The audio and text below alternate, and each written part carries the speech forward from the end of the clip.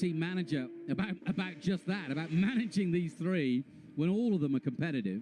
Sadly, Jahan Darubla not here this weekend.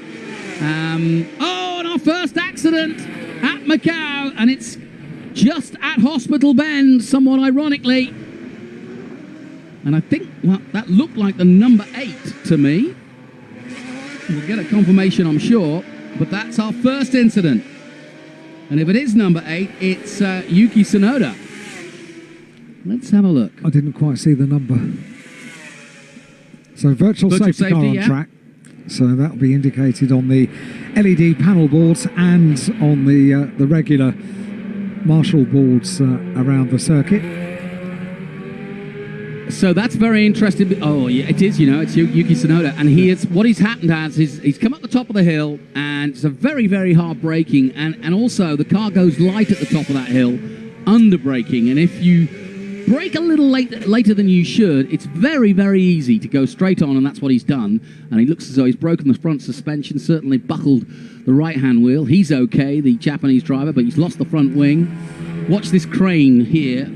It'll come in. And it shouldn't take long, but sadly, one of the Red Bull juniors, the first to fall foul of Macau 2019. Had a good season in the yes, very good in the FIA Championship, 9th in the standings.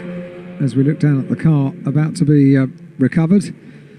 Bits of bodywork need to be collected up from the circuit as well, particularly with the intervention of virtual safety car this year.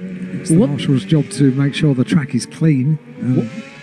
One thing I did notice, actually, you talk about debris, I noticed how pointy these cars are. And what I mean by that is that the bodywork itself, like the rear wings and the front wings, you know, very lightweight, but also very sharp, jagged edges, which you wouldn't want to run over a front wing or what's remaining of a front wing. No, marshals do a great job of tidying up the circuit with virtual safety car. It becomes a little bit more of a precise operation to receive all the shards of bodywork which may have travelled a fair way away from the car. Plus the odd fan gets to walk away with the odd trophy. Yeah, that's true. There's Richard Vachaw, the Dutchman.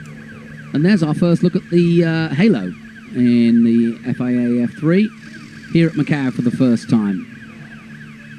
It was controversial, the halo, when it came into Formula One, but I think it's a good idea. They're looking for a way of doing something similar in Indy. They've now put this right across all the FIA single-seater categories. I think it's absolutely superb. Yeah, I do too. I don't think it detracts from the look of the car, as so many people worried. It clearly doesn't have that great an effect on the driver's vision, and you know, it's not going to take many years before we look at a completely open cockpit single-seater car and utter the phrase, did they really used to race like that? Yeah, I agree. And on this whole thing about, oh, well, you need to, you know, the drive, it's not open wheel racing. Well, it is open wheel, but if there is a possibility of any more safety, then do it. Yeah. You can't see you can't see him smiling, you can't see his helmet. I think we're going to see the development of the halo. I think you'll see a lot more virtual. I mean, I think it's very clever what Formula One have done by using the space where the halo is to put up graphics and statistics, throttle and so on. I also think that virtual safety cars and so on could also be used. There we go. Yeah, I mean, a simple crash, that's what I mean. He just ran out of road, and what happens is you get to the top of the hill, you brake, and it's bumpy, and then you don't brake as hard as you like, and unfortunately, you can't